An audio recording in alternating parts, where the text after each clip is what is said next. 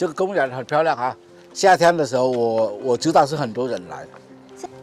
现在人也蛮多的。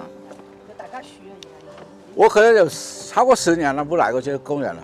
以前我记得我来，哇，好多人啊。当时那是因为你现在生意好了啊，不是，可能去过了吧，因为很多地方你去过2、3次，你就不太想去了。主要是还有一个就是小朋友长大了。我还是蛮喜欢户外的，像骑单车，去那些公园玩。我最喜欢的是海，所以我才来到这个城市。哦，我以前住多伦多嘛，我来这里我看见哇，太美了，有山有海，所以我就决定搬来这里了。你介绍你自己吧，Kelly。好呀。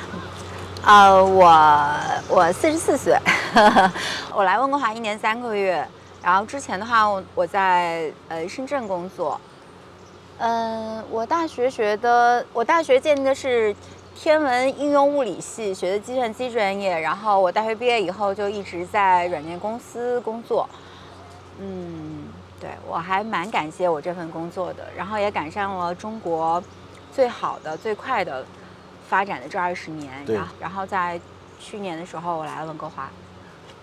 你开始想就是为什么正在一个这么好的发展阶段，一下子想到就是移民加拿大？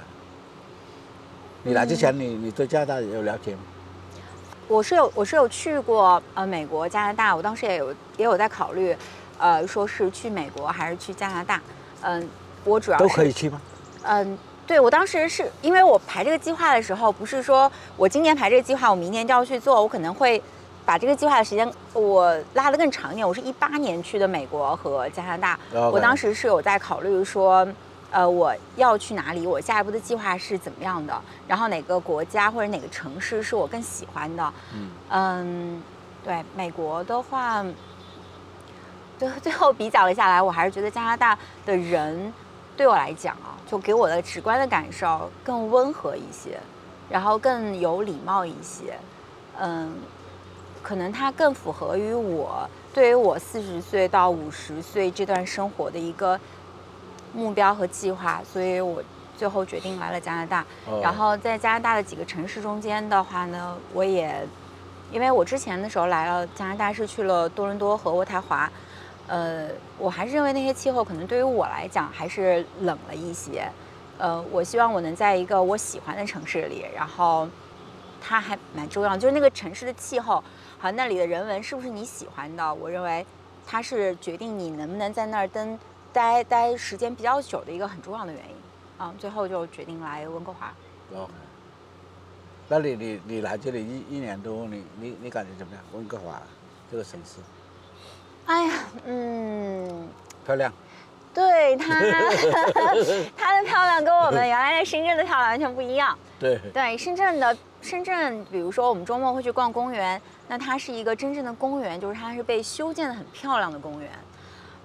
很多的景你会看起来它很漂亮，但是你没有办法跟它互动或者是交流的那种感觉，就是你仅仅是看着它很漂亮，然后草坪的话呢是会挂了一个牌子叫小草也有生命，你不要轻易践踏。对，我们都会绕着走。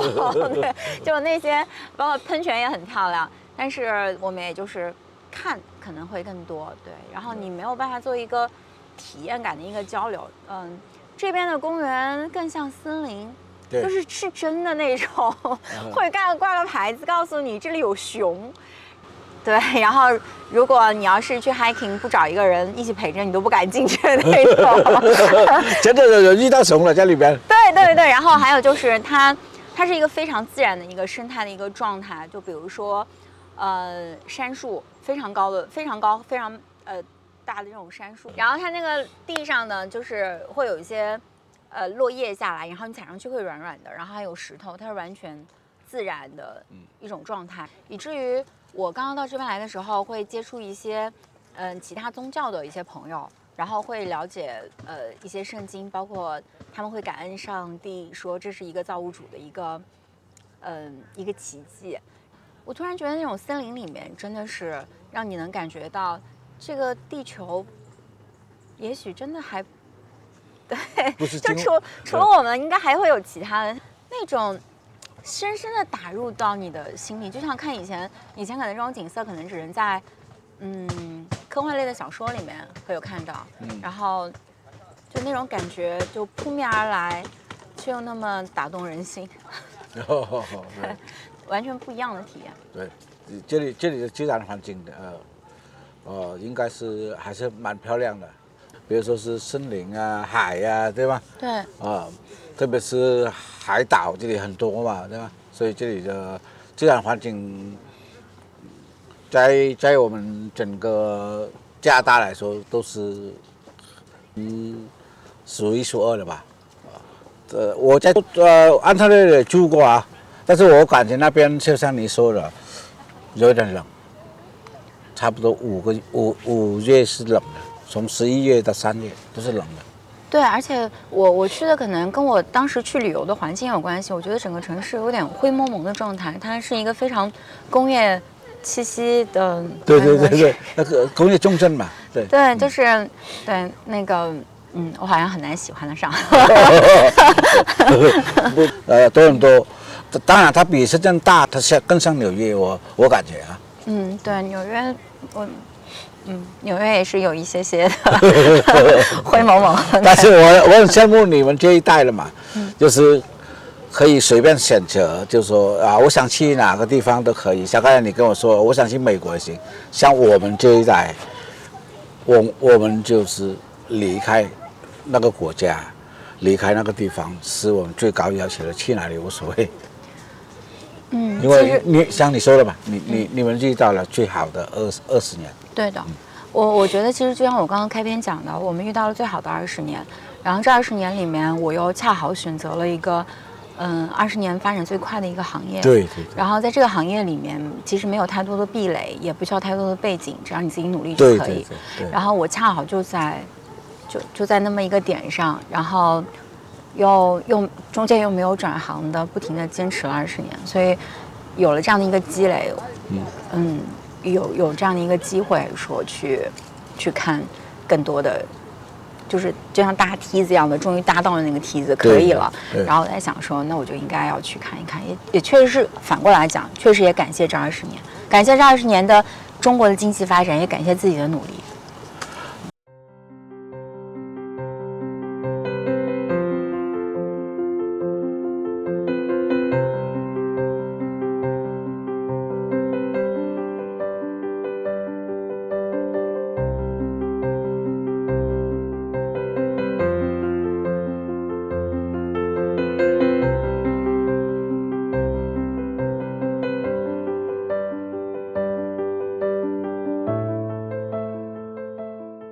你打算移民出来，当时还没有疫情对吗？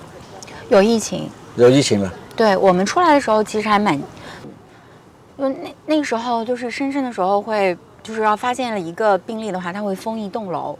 然后那个我们出来的时候，其实我也很担心，因为我担心说我机票订好了，满楼封了，我就出不去了。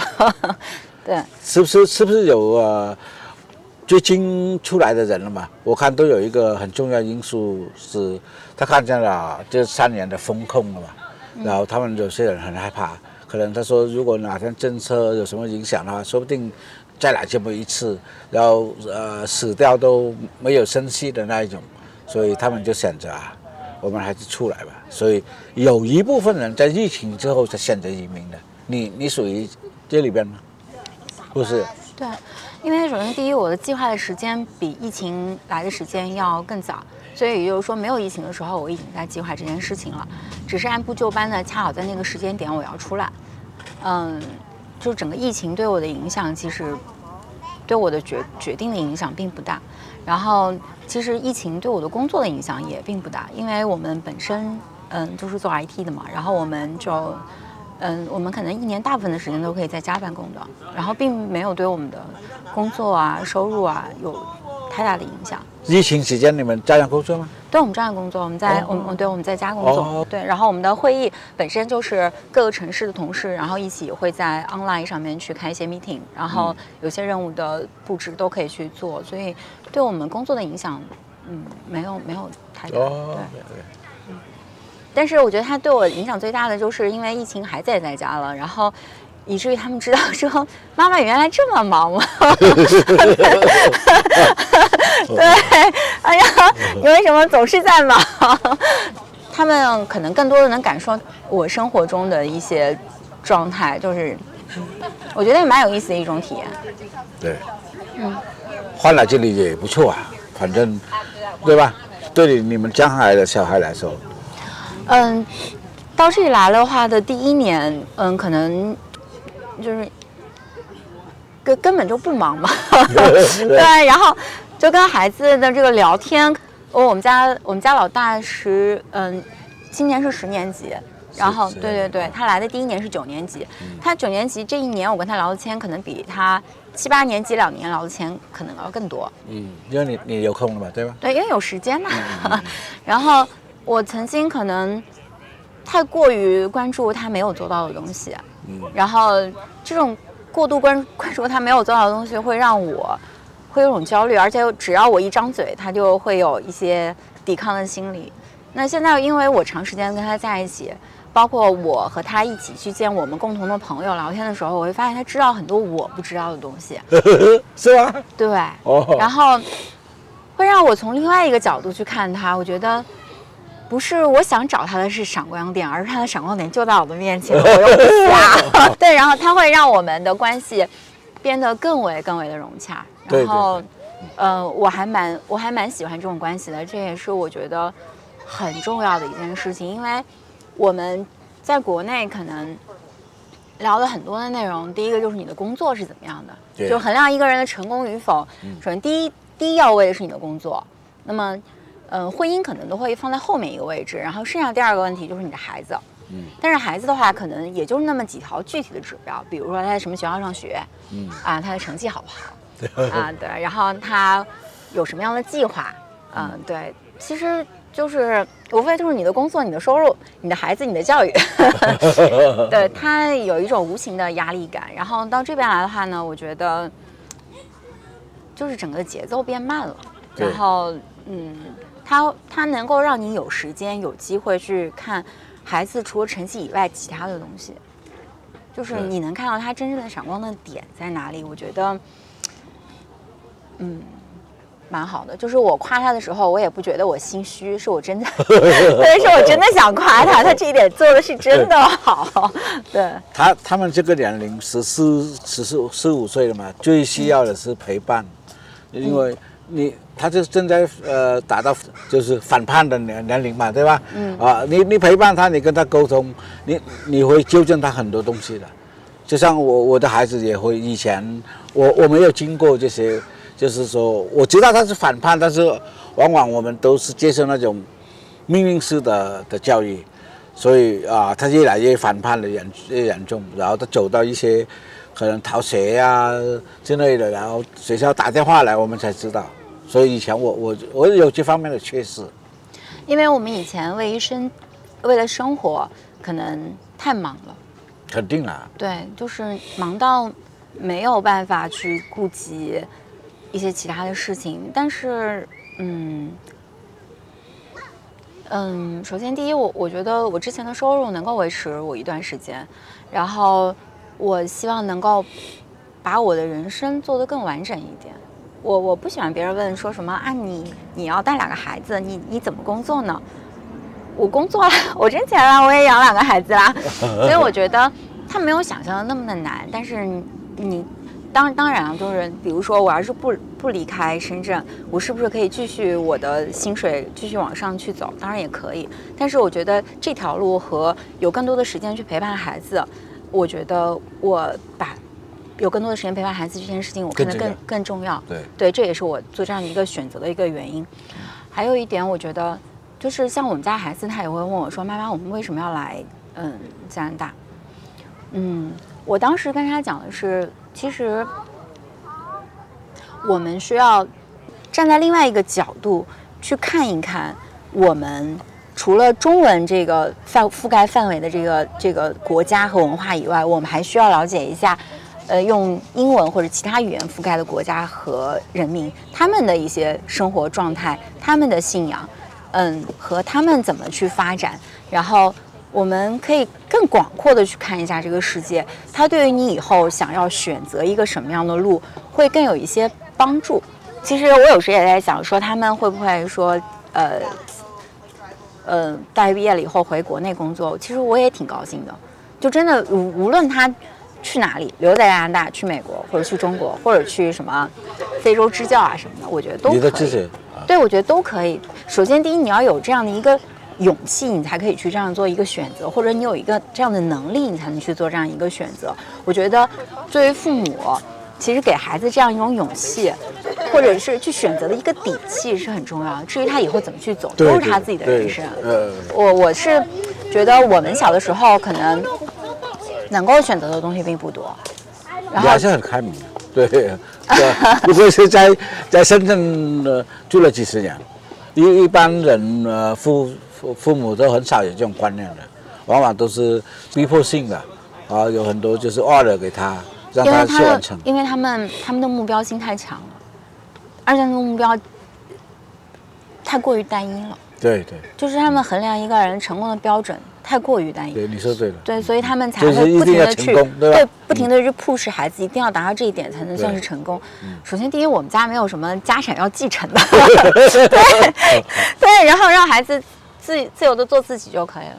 我还是感觉就是中国那种环境攀比心太严重了，在这里，我认为很少。我认识一些人，他做的一些举动，我是非常佩服的。我跟你讲一个我经过的一个很小的，有一个印度人，他在当他就有公司的，他开一部车10多万，但是他开到那个室外圈里边，他停在那里，他坐那室外圈去当他上班，开那个车10多万。可能有一点炫耀啊，但是他是去到那边是会堵车，然后可能要时间要长嘛，他就停在那个室外圈，他家附近的室外圈，然后他坐室外圈去上班。我不感觉很多人可以做到这样。如果我是有一部车，我选择我老板嘛，我慢慢开去当他上班。对，我会这样。我在深圳的时候，其实开车开的很少。对，就因为好麻烦。我觉得浪费很多时间，对吧？停车各方面。对，他没有必要，因为有一些东西毕竟是外面的东西，那是给别人看的。然后但是中国中国就一般就爱显给人家看了，对吗？也不一定是吗？会越来越多人会内观一下自己，就是自己是不是真的幸福，是不是真的快乐。可能我觉得现在会越来越多。我周边也有很多就是可能收入很好，但是生活很朴素的人。其实朴素本身是一个优点，就是你生活相对很朴素，你内心才能丰盈一点。因为人的精力是有限的，就是太过于就是里和外的这个问题，就是把外面的东西包装太好，其实有可能会空心的。对，这种空心不是可能，是肯定空心的。对，就这种空心，其实当你自己面对你自己一个人的时候，是不是还有那种充实丰盈的那种满足感呢？对。还有就是你刚刚说的那个问题，就是为什么内地的人很爱比较？其实我觉得很重要的一点就是他们对于成功的标准是相对单一的。对，就是一定要在物质上成功，对吧？对。金钱上对，在工作上，在车上，然后在你的穿着上，然后包括在你的婚姻上，然后你的孩子的，对，都会。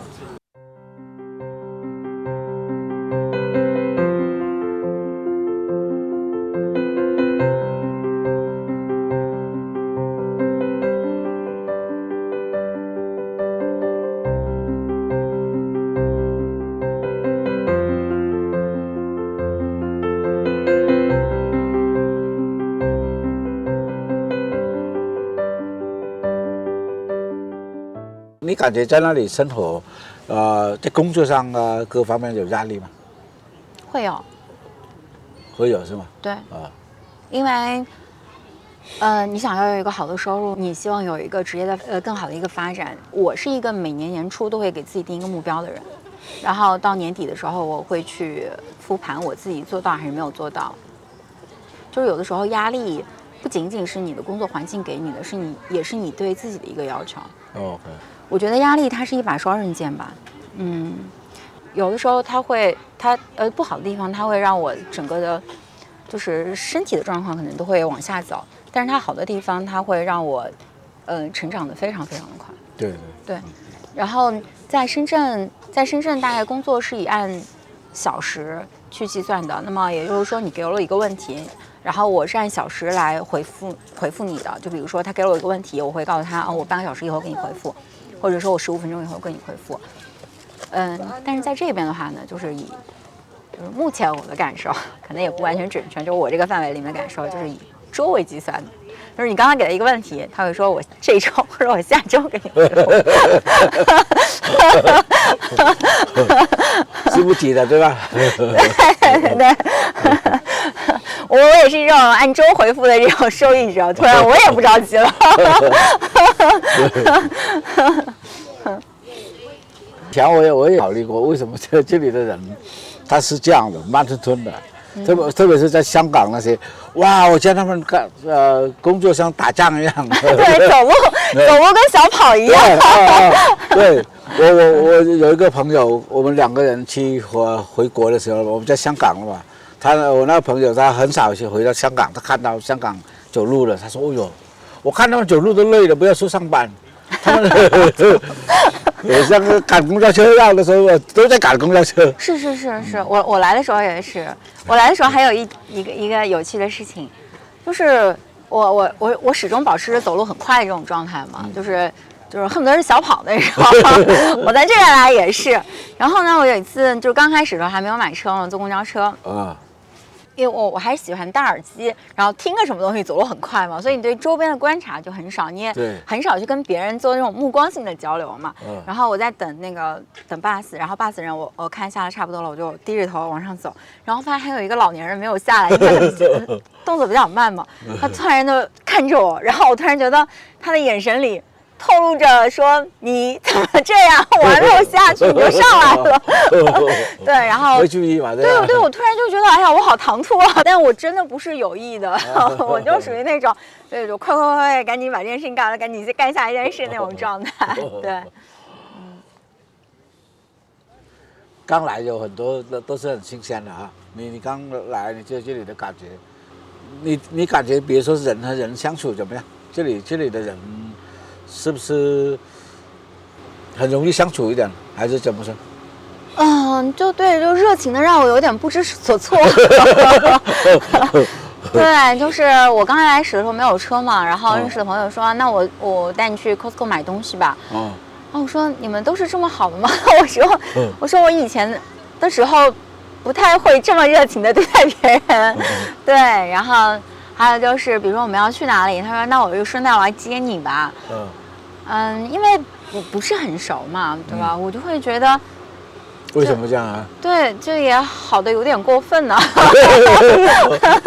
对。我告诉你，以前我在这里住也是时间很久了，回去啊，我有一个习惯就是。有时候就是可能早上你见到人你也打招呼嘛，这里对，是的。当我回去我去过越南的时候，我在那里打招呼，人家看我那个眼神这个人是不是有问题我非常非常喜欢这种跟陌生人打招呼的状态。就是我们刚开始的时候坐那个 bus 嘛，然后那时候快到圣诞节了，那个司机。每上来一个人就热情的打招呼，然后你会觉得整个车厢里飘荡着这种马上要过圣诞节的这种气氛，就是太好了，就是那种感觉，好像他也没有多发点工资也不是这个工作上的要求，就是随性的这种发挥，它会让每个人都活得很生动。